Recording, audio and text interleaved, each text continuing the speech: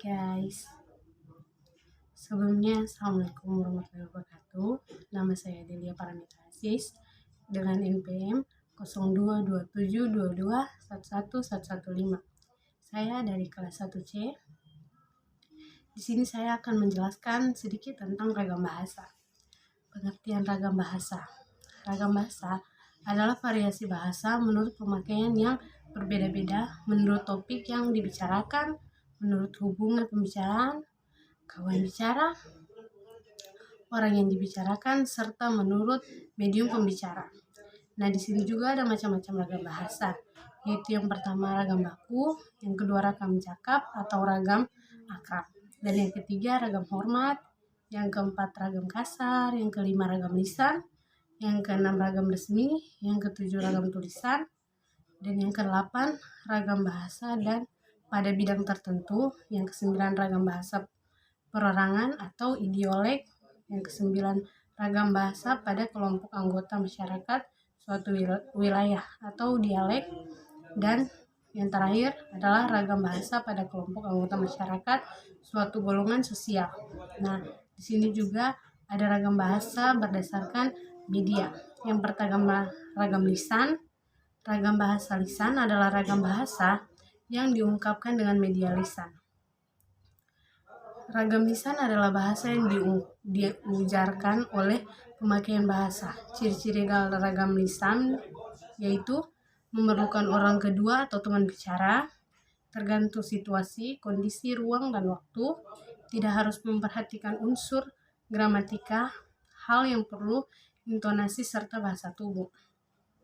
Berlangsung cepat, sering dapat berlangsung tanpa alat bantu, kesalahan dapat langsung dikoreksi, dan yang terakhir dapat dibantu dengan gerak tubuh dan mimik wajah serta intonasi. Dan yang kedua adalah ragam tulis.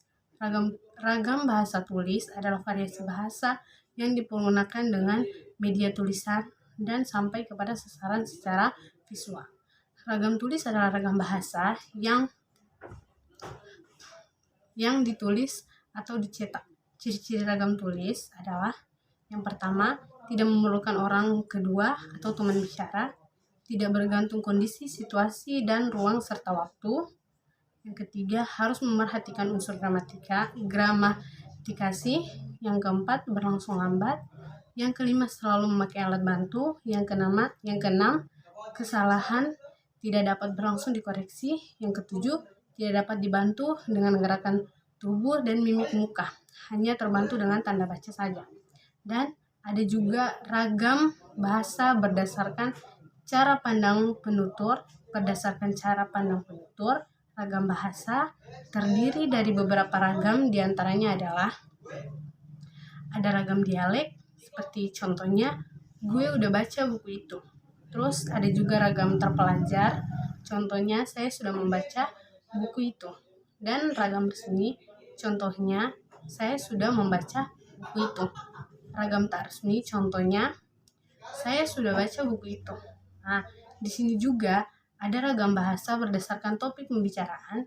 Berdasarkan topik pembicaraan, ragam bahasa terdiri dari beberapa ragam, diantaranya adalah yang pertama, ragam bahasa ilmiah, yang kedua, ragam hukum, yang ketiga, ragam bisnis, yang keempat, ragam agama, yang kelima, ragam sosial, yang keenam, ragam kedokteran, dan yang ketujuh, ragam sastra.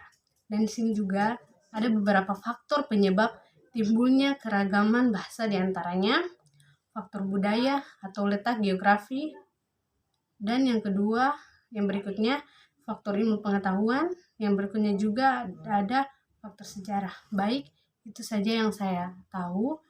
Lebih dan kurangnya saya mohon maaf. Assalamualaikum warahmatullahi wabarakatuh.